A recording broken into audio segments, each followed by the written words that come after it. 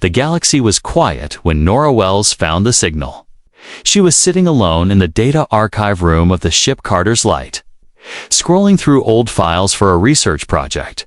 The ship was on a peaceful science mission, floating near the edge of the Orion Belt, far away from war zones and empire borders. Nora was young, smart, and always curious about old Earth legends, even though most people believed Earth was gone. They said Earth was destroyed in the collapse wars 800 years ago, and humanity had scattered across the stars. But Nora never believed that story fully. As she sorted through deep space signals, her screen lit up. A faint audio message played, broken but clear enough to understand. "We are still here," said a male voice, soft and steady, before the message cut off. Nora's heart skipped. The signal had coordinates, pointing to a dead zone sector. Oh, the location of ancient Earth. She checked the records, then checked again. This signal wasn't a copy or a repeat from another source. It came directly from the place where Earth was supposed to be.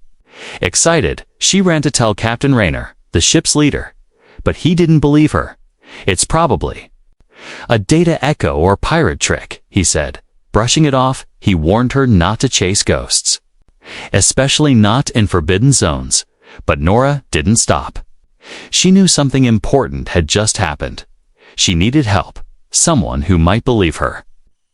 Later that night, in the mess hall, she sat next to a tall, quiet man with gray in his beard and a long scar on his jaw. His name was Commander Ethan Drake, a former war officer who now worked as the ship's combat advisor. He listened carefully as Nora shared what she had found. At first, he didn't speak. Then he whispered, "I've heard rumors. A hidden Earth fleet sleeping somewhere. You really found it?" Nora nodded slowly. Together, they went back to the archives and replayed the message. Ethan stared at the screen in silence, then made a decision. The next day, Ethan gathered a small team: pilot Leo Carter, engineer Mia Lewis, and medic Jordan Hale. They kept it quiet from the rest of the crew. They used one of the ship's long-range shuttles. Coded under a science survey mission, Ethan gave one last look to the main ship before launching. They knew this mission was not approved, and if they were caught, they could be jailed or worse. But something told them this was too big to ignore. As their shuttle entered the dead zone, everything changed. The stars grew dim, the light faded, and space itself felt heavier. They reached the edge of a blue and green planet, half covered in clouds, half lit by the soft sun. It was Earth, but not the ruined Earth they expected. It was quiet, overgrown, full of nature, yet untouched by war. The cities were hidden under trees and vines. Tall buildings peeked through forests, and old roads were buried under moss and dirt. Animals roamed freely, and birds flew in skies not seen for centuries. But, most important, Nora's scanner picked up strange energy pulses beneath the surface. Not natural man-made, something down there was still alive. They followed the signals to a mountain near the ruins of Washington, D.C., using old codes from Nora's research. They opened a hidden door built into the mountain. Inside was a long elevator shaft leading deep underground. It was dark, cold, and silent. But the lights turned on as they entered. It was still powered. They found a huge underground bunker, clean, metallic, and filled with sealed doors. One of the rooms had a glass pod inside. The pod hissed, lights blinked, and slowly opened. Inside was a man, asleep but breathing. He looked young, maybe 30, muscular, clean-shaven.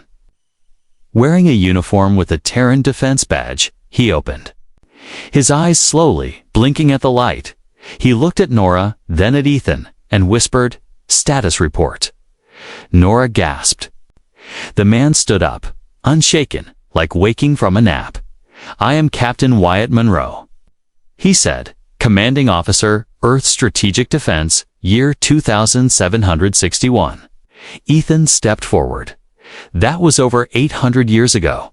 Wyatt didn't flinch. He walked to a console, tapped a few buttons, and the bunker came alive. Holograms of Earth's defense systems, warship blueprints, and galactic maps floated in the air. Terran protocol has been activated, Wyatt said. You've just awakened Earth. The team stood in silence.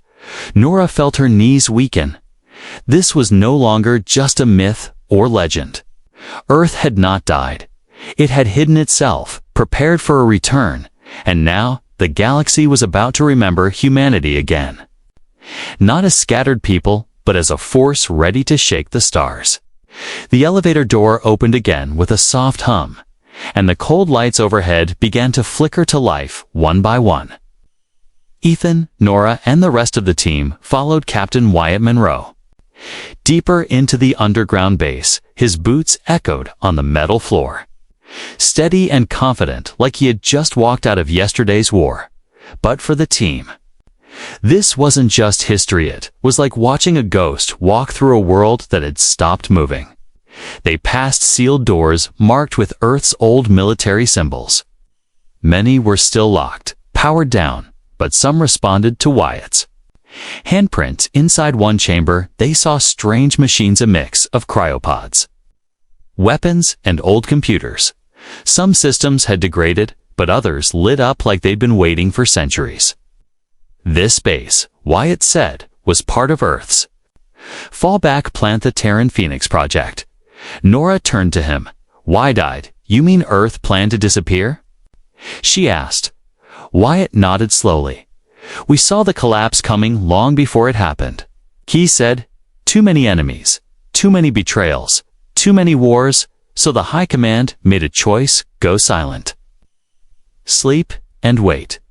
The group reached the heart of the bunker. It was massive, a huge underground hangar covered in dust. But when Wyatt placed his palm on a black pedestal, the dust shifted and the ground rumbled. Giant panels pulled back to reveal something buried beneath. A warship. It was long, sleek, and dark like a shadow made of steel. With strange glowing patterns running across its hull, Nora stared at it, breath caught in her throat. Is that a Terran battleship? She whispered. No, Wyatt said, smiling faintly. That's a Sentinel-class dreadnought. This is the TNS Valiant, my ship. The ship slowly began to wake. Engines hummed, lights flared, and parts of the hull started moving as if breathing for the first time in centuries. It didn't look like anything the modern galaxy had. Its design was sharper, deadlier, and built for deep space war. Terran ships don't need crew like they used to, Wyatt explained. Our ships are bonded to their captains. I don't command it, he added. Placing his hand on the rising hull, we moved together. Suddenly, a voice came through the control console. Captain Wyatt Monroe, link reestablished. Welcome back. The Valiant's AI had survived all this time, sleeping and waiting for Wyatt to return. System power at 74%. The AI said. Sensors detecting external activity, unidentified vessels in low orbit. Everyone froze. Nora quickly accessed her wristpad, connecting it to their long-range sensors. There were ships above them, 3. Small, but fast, running scans from orbit. Those aren't from the Concorde, Ethan said, his jaw tightening. No, Wyatt replied, narrowing his eyes. Zarketh scouts. The Zarketh Empire, an old enemy of Earth. Long after the Collapse Wars, they had claimed victory over humanity. They told the galaxy that Earth was gone, burned to ash, forgotten, but they had lied, and now they'd sensed something moving on Earth again. They'll send a report, Ethan said. And more ships will follow. Wyatt nodded. Already. Moving to the ship's ramp. Then we don't wait, he said. We launch now. But it hasn't flown in centuries, Mia said. Can it even leave the ground? Wyatt placed both hands on the interface pad, and the hull shimmered. The engines roared beneath their feet. The air shook, flew, and the hangar ceiling began to split open. Watch, he said simply, and the Valiant lifted off the ground, silent. At first, then rising like a storm, Dust and wind blew through the bunker as the dreadnought rose toward the sky. The team ran to a nearby elevator that led to the surface from the mountaintop. They watched in awe as the warship climbed above the trees, then blasted toward the clouds. The sun caught its hull, reflecting a golden light over the forest.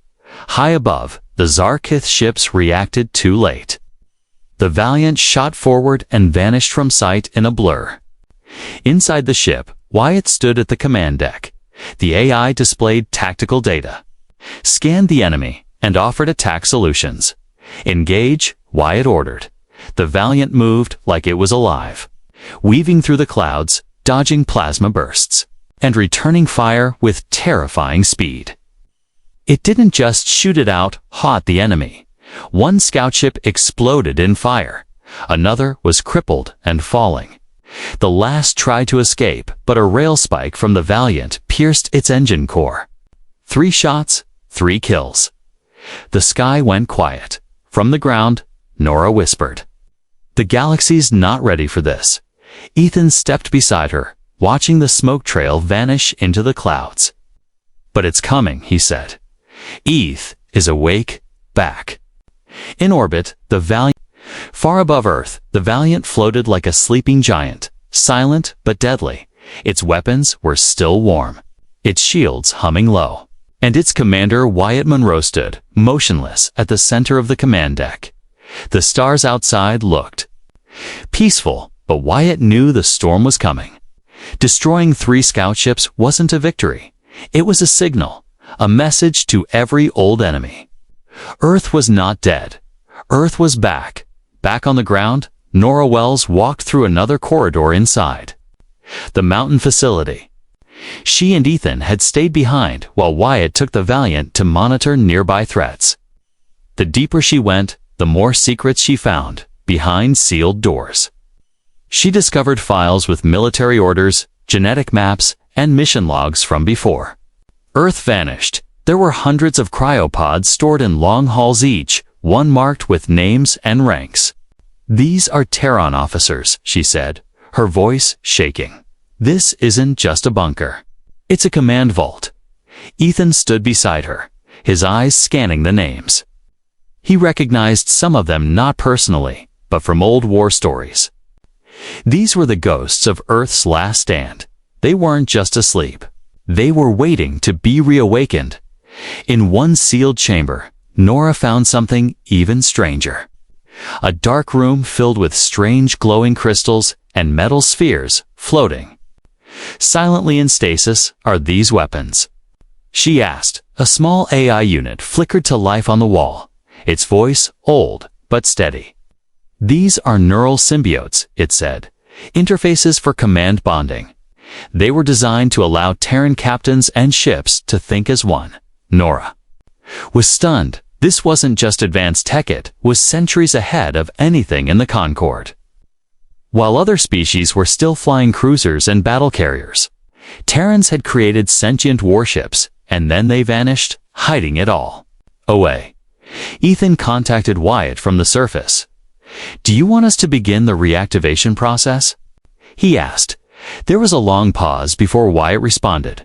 "Not yet," he said. "We need to make sure the galaxy understands what's waking up." Meanwhile, in a distant star system, a Zarkith warlord, known as Supreme Marshal Kravak, received the news. 3 of his scout ships destroyed by Terran technology. His reptilian eyes narrowed, his claws tapping the control table as he studied the battle data. He had heard tales of Earthov, their wild tactics, brutal warfare, and fearless soldiers. But those stories were old. Now they were real again. "Send a broadcast to all outer fleets," Kravak growled.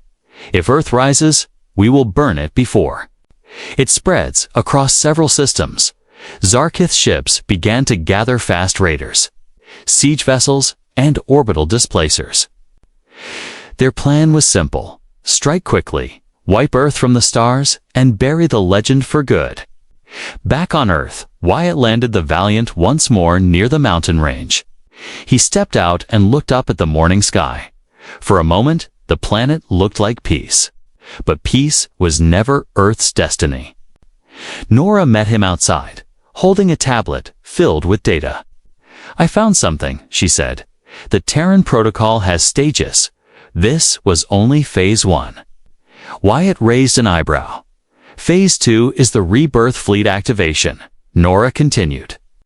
"It's not just this base. There are more," she said, pointing to the map. Other bunkers, other ships buried around the globe. Wyatt took a breath. "Then it's time," he said. "Wake them up." That night, the team spread across Earth using restored shuttles and drones. They located long-lost sites beneath deserts, inside mountains, deep under oceans. And from those places, more ships began to rise. Destroyers broke free from ice, carriers rumbled. To life under the sea, stealth frigates unfolded their wings in hidden valleys. One by one, the Terran warships answered the call. Each ship was linked to a captain, stored in cryopods or AI memory. Nora watched as ancient humans stepped out. Of their pods, dazed but strong, some cried when they saw the stars again. Others stood straight, ready to serve in the coming days. Earth's orbit filled with black-hulled vessels, each one sleek, angular, and armed for war. And at the center of it all, the Valiant stood like a king among warriors. Wyatt gave the first official order in over 8 centuries. "Form the Rebirth Fleet," he said. "Let the galaxy see that humanity never died. We just waited." And above Earth, the stars began to shift. Because the galaxy was about to remember what it had forgotten. The humans had come home, and they brought their fire with them, far beyond Earth. In the shadows of Sector 17G, the Zarketh Empire gathered its ships. They were not scouts this time. They were warships, over 50 vessels lined with plasma. Turrets and armored hulls, they moved like a swarm of metal insects across the stars. Dark and angry, at the front, flew a massive dreadship. The Dagger of the Void, commanded by Supreme Marshal Kravak himself. Kravak snarled as he reviewed the battle logs again. 3 scout ships gone, destroyed by a single Terran vessel, and worse. Their recordings showed Earth had activated more. Then 1 warship. "This ends now," he growled. "They will not rise, back on Earth." Nora stood at the edge of a cliff, staring up at the sky. The stars were quiet for now, but she could feel something was coming. The Valiant was fully operational. Its systems now running at 98% capacity. Dozens of other ships had joined. Terran destroyers, carriers, corvettes, even stealth ships that shimmered and vanished in daylight. Commander Ethan Drake was preparing the ground defense grid near Old Canada. "If they come to the surface," he said to Mia, "we need..." To make them regret it, Nora arrived, breathless, holding a datapad. "They're coming," she said. "Zarketh ships lots of them. Too many for a patrol." Within minutes, the orbital scanners lit up. Red dots blinked into view. 1, 2, 10. Then a wall of them, the Terran Command Center inside Mount Alara. Buzzed to life, Wyatt Monroe stepped onto the main deck of the Valiant. The lights dimming as the ship accepted his neural link. "Battle stations," he said calmly. "This is not a test in Earth's orbit." The Rebirth Fleet began to move. The ships formed into tactical wings, spearheads, shields, cloaks, and breakers. Each formation had a purpose, and each captain remembered their training. They had slept for 8 centuries, but war was in their blood. The first Zarketh wave jumped into the outer edge of Earth's gravity field. Their ships came fast, spewing plasma fire and launching swarm missiles. But the Terrans were ready. The Valiant led the charge, diving into the chaos with engines roaring. Its cannons lit up the darkness, unleashing railbursts and energy beams that tore enemy cruisers apart. Terran stealth frigates blinked into enemy formations, dropping pulse bombs and disappearing before return fire could land. The Zarketh were prepared for war, but not this war. Not this kind of fury. Not this kind of precision. Commander Lila Brooks, piloting the destroyer Artemis. Sliced through 2 enemy carriers with twin plasma lances. The Hammerfall, a massive Terran carrier. Launched squadrons of drone fighters that moved like a deadly storm. And still, the Zarketh pushed forward, sending more waves. Their numbers were larger, but the Terrans were smarter. On the surface, Ethan activated the sky cannons, long dormant planetary weapons buried beneath mountain ranges. From the ground, beams of white-hot plasma shot into the clouds, catching Zarketh bombers trying to break through. One ship exploded mid-air, raining metal over the Atlantic. Still, some enemy ships made it through, dropping shock troops and landing pods. Ethan led the defense personally, firing pulse rifles alongside his ground team. They held the line on the beaches, the forests, the ruins of old cities. They want Earth. Ethan shouted over comms. They'll choke on it. Meanwhile, inside the Valiant, Wyatt pushed the ship harder. He used ancient combat techniques, micro-jumps between ships. Inverted gravity shields, Batant strike tactics the galaxy had forgotten. The Valiant weaved through 3 enemy cruisers and spun a full 360, releasing an energy pulse that shattered their hulls. The Terran AI locked onto the Zarketh flagship. Marshal Krivak identified. It said, "Permission to engage." Wyatt's eyes narrowed. "Target engines and weapons," he said. "Leave their bridge intact." The Valiant turned. Silent and graceful like a predator, it fired once then, twice striking the dagger of the void with pinpoint blasts. The enemy dreadship shook violently, drifting sideways as its main cannon exploded from the inside. Inside, Krivak roared in pain and rage as smoke filled the bridge. His pride was wounded, his fleet was losing. Retreat. One of his lieutenants said, "Earth is not what we thought." Krivak's claws slammed against the control panel. But he knew it was true. Within minutes, the remaining Zarketh ships began to fall back. Some were captured, others destroyed. The Terrans didn't chase, they simply stood in silence, watching the invaders run. A fleet of sleeping giants had awakened, and they didn't need to say a word. The stars would speak for them. After the battle, Earth's orbit was filled with wreckage, fires burned in the sky, and some Terran ships returned damaged, but they had won. Not just the battle. The stars were not silent anymore across the galaxy. From forgotten colonies to deep space trade stations, something had changed. Whispers spread fast. Not just through official channels, but through every hidden comlink, back alley port, and deep web frequency. Earth was alive, and Earth had won a battle in the orbit above Earth. The Rebirth Fleet floated like a crown of steel and fire.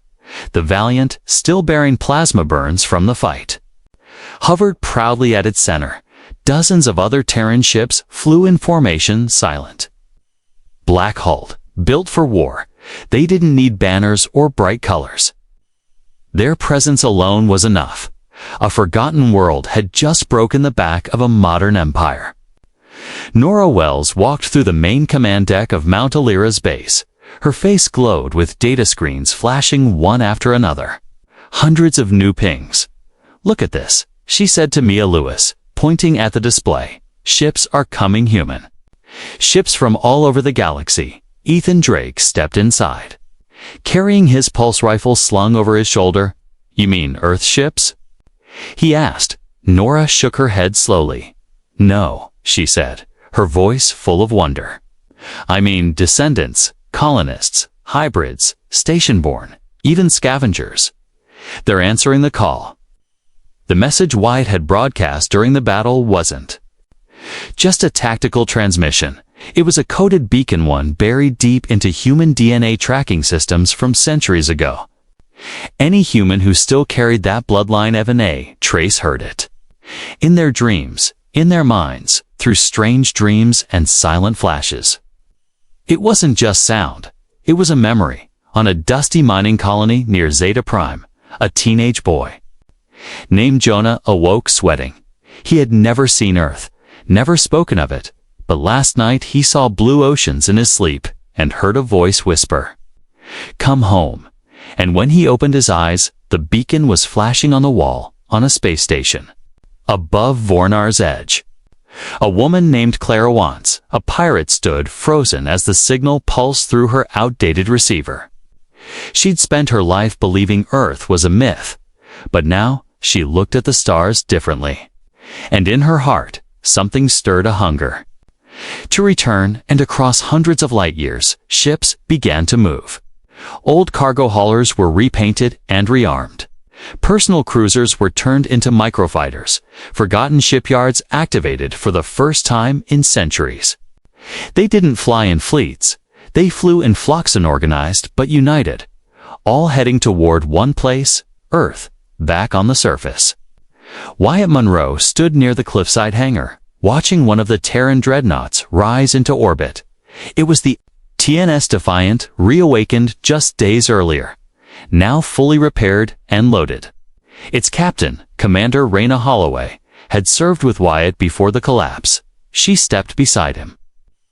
Her silver hair tied tightly behind her helmet. "Feels strange, doesn't it?" she said, "to see Earth's sky again." Wyatt didn't reply right away.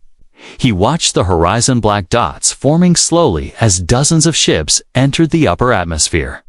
Some were clean and fast, others rusted and patched together. But they were all coming.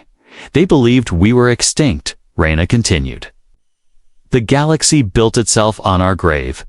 Wyatt finally spoke, then let them hear the echo. He said, "One they'll never forget, at Mount LR." Nora called a fleet-wide come. Her voice carried across the orbit into the hearts of everyone arriving. "This is Nora Wells of Earth's Rebirth Command." She said, "If you're hearing this, you are part of something greater. You don't need rank or permission to come home. Earth calls you, and you have answered. In orbit." Ships blinked lights in return. A wave of bright blue and white signals lit up the space around Earth like stars of their own. Ethan watched from the surface, arms crossed. He wasn't the poetic type, but even he felt something deep in his chest. "Looks like we're not alone anymore," he said quietly as more ships landed. Teams spread out to repair old Terran bases around the globe. Bunkers in Africa, silos in Antarctica. Underwater domes in the Pacific all reactivated, and in one snowy valley in old Russia, a vault door finally opened. Inside sat something enormous, a Terran supercarrier, the TNS Resolve. Still powered, still angry. Its AI woke instantly, saying just one word: war. "No," Wyatt said, standing at the center of a hologram conference. "Not yet, but they will come again," and they would. The Zarkeith weren't the only ones watching. Other empires, jealous, afraid, arrogant, were already preparing. Fleets, but now Earth wasn't alone. Now Earth had a rebirth fleet. Forged from old steel, fresh hope, and bloodlines that spanned the stars. From every system, every station, every dark corner of space where a human once walked, they were returning. And they weren't begging for a place at the table. They were bringing the table back with them and building their own throne. The galaxy was watching. But not everyone was clapping. Across the Concord, the rise of Earth caused unease. News reports painted it as a miracle, a return of an ancient people. But in the back rooms of powerful worlds, the tone was different. Suspicion, fear, up, and quiet anger brewed on Nevera Prime, a wealthy Terran colony that had thrived in Earth's absence. Chancellor Damon Vior sat in a private council chamber. He wore robes of luxury, but his eyes burned with worry.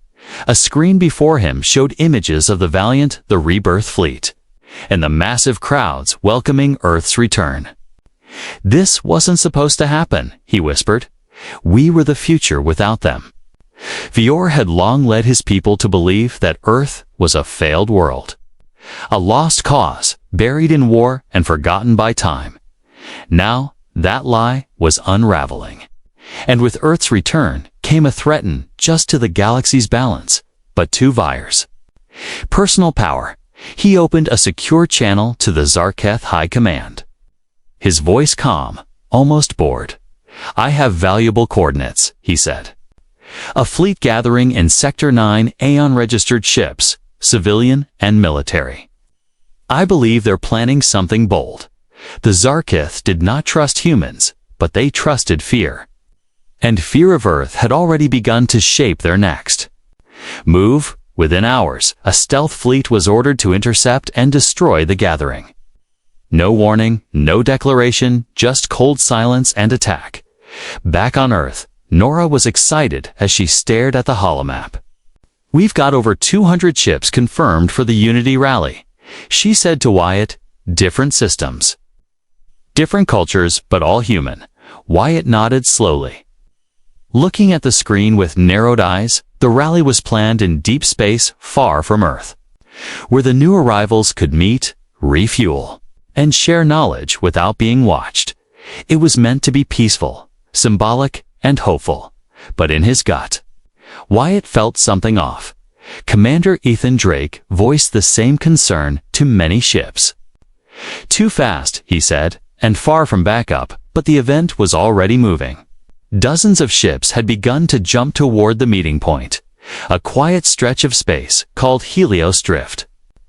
The Valiant led the way, accompanied by the Artemis, Hammerfall, and a few support cruisers. Around them flew smaller ships, freighters, old colony crafts, even custom home-built vessels flown by families who had never seen Earth. It was a celebration in motion, but they didn't know what waited ahead, hidden in the Helios Drift. The Zarketh stealth fleet lay in wait, their ships coated in black armor. No signal, no beacon. Their weapons charged, ready to strike as soon as the first ship jumped in. The Valiant was the first to arrive. Its sensors scanned wide, but the enemy cloaks were advanced, almost undetectable. Wyatt stared at the black, empty stretch of stars. Something about the silence felt wrong. He raised his hand to the AI interface. "Run deep scan pattern gamma," he said. The AI pulsed a soft warning. Anomalies detected surrounding vectors. And then the stars lit up. Zarketh warships uncloaked like sharks from dark water. Dozens of them, missiles already in flight, plasma cannons glowing bright. The Valiant took the first hit to its shields, rocking hard.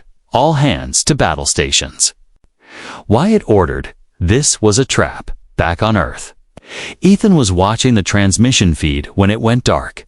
Nora stood beside him, frozen. "Helios Drift is under attack," the alert system said. A red siren lit the command center, and every Terran ship still grounded began to power up. Ethan didn't wait. He grabbed his rifle, jumped into a transport, and shouted, "Launch the second wave. We're not leaving them out there alone." In space, chaos unfolded. Civilian ships scattered as blasts lit the void. Some were destroyed. Instantly, others tried to flee, but the Valiant didn't run. It charged forward through the heart of the trap. Its weapons fired in all directions, covering retreating allies.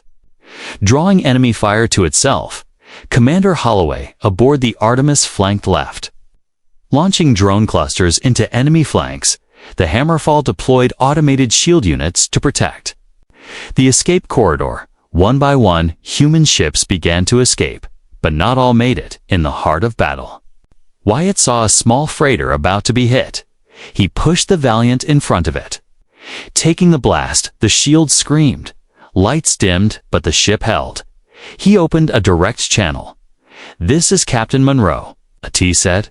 "We hold the line. Go." Now, on Earth, Nora intercepted a fragment of a Zarketh transmission. It was short, but enough. She traced it to Novara. More Rebirth ships jumped in, angry, united, burning with vengeance. The Zarketh saw it. These weren't scattered humans anymore. This was a fleet, a force, a family, and they were done being hunted. The fire from Helios Drift had not faded. It spread not as flames, but as light across the stars. Across every system, across every species, the battle had been recorded, broadcast, and rewatched a million times. And with every replay, a truth settled into the minds of the galaxy. Earth was back, and Earth would not kneel.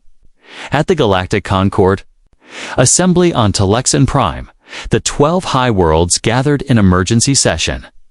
Alien voices filled the halls, some angry, some terrified, and a few deeply curious. A massive hologram hovered over the chamber, showing the Valiant shielding civilian ships during the ambush.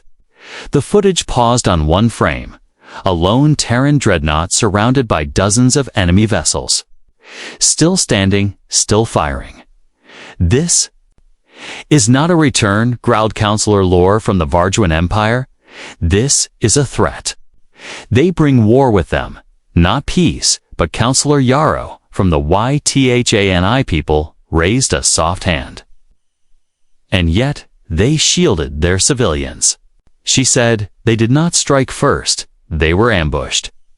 The vote was simple: grant Earth's full status within the Concord again, or label them a hostile independent force, a choice between welcome or exile. But before the vote could begin, a soft voice echoed through the chamber. "I would like to speak," Nora Wells said. Stepping into the light, she wasn't a soldier or a war hero. She was a historian, a Terran civilian, a witness, but now she was Earth's voice, and everyone listened. When Earth fell silent, she began. "The galaxy didn't wait for us. It's moved on. Legends turned to myths. And myths became warnings about Terran aggression, Terran fire, Terran fear." She looked around the chamber, her voice steady. "But Earth never asked to be worshipped," she continued. "We asked to be remembered." The hologram behind her changed. It showed families arriving on Earth, children touching real soil for the first time. Engineers rebuilding old Terran facilities with help from alien volunteers. A hybrid boy hugging a soldier in a black uniform, tears on both their faces. "We are not just soldiers," she said. "We are not ghosts.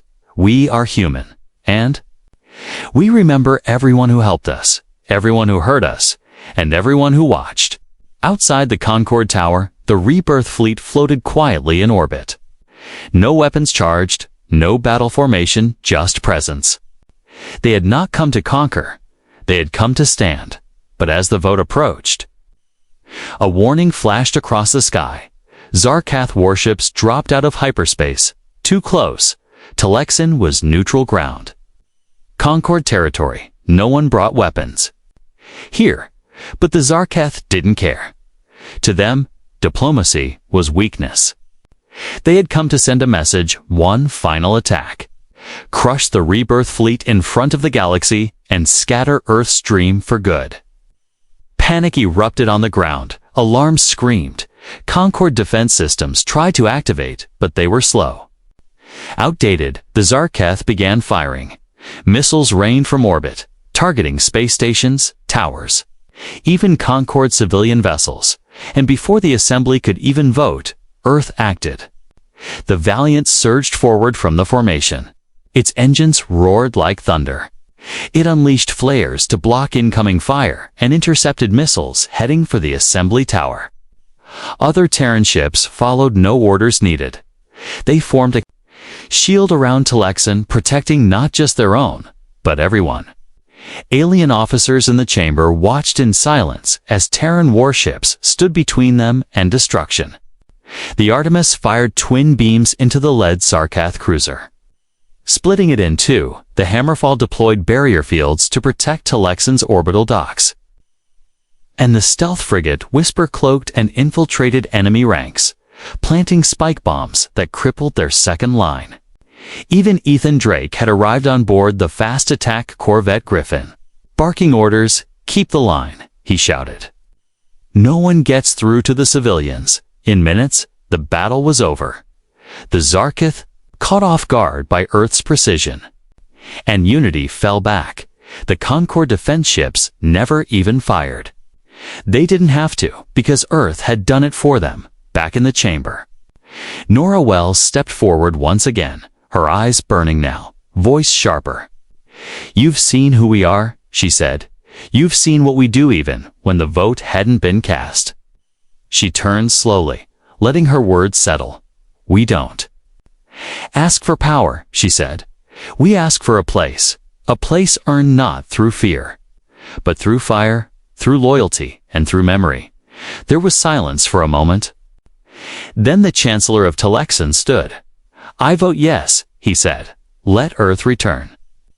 One by one, others followed. The vote passed. Earth was no longer forgotten. Earth was Concord and outside. As the Rebirth Fleet spread into safer formation, Wyatt Monroe stood on the command deck of the Valiant, watching as new stars rose above the planet. His voice calm but firm. "Make sure the logs record this day." He said to the AI today, the galaxy remembered. The stars above Earth were no longer silent. They shimmered with purpose, with motion, with memory. Where once there was emptiness, now there were Terran ships, civilian vessels, allied escorts, and flags from colonies long thought lost. The Rebirth Fleet no longer needed to prove itself. It had done more than win battles. It had awakened hearts in orbit. The Valiant drifted slowly past the restored supercarrier Resolve. Both ships bore the scars of war, but neither bowed to them. They stood proud. Armored with steel and history, Wyatt Monroe stood at the main viewport, arms behind his back, eyes locked on the blue marble below. "Run final protocols," he said to the AI. "Confirm planetary grid status, all Earth-based systems." "Online," the AI replied. "Orbital defense fully operational on the surface." Nora Wells stood in the old Terran Council Hall in Geneva now, reopened. Restored and filled with voices again, she was surrounded by delegates not just human, but alien too. Ambassadors from species that once feared Earth now sat beside her, watching the first vote from Earth in over 800 years, and outside. Citizens lined the streets, cheering, crying, waving flags of Earth and of colonies reborn. Ethan Drake stood on a command deck in orbit. Aboard the Griffin, his uniform was dirty, sleeves rolled up, a bandage on his arm from the Helios drift battle, but he smiled.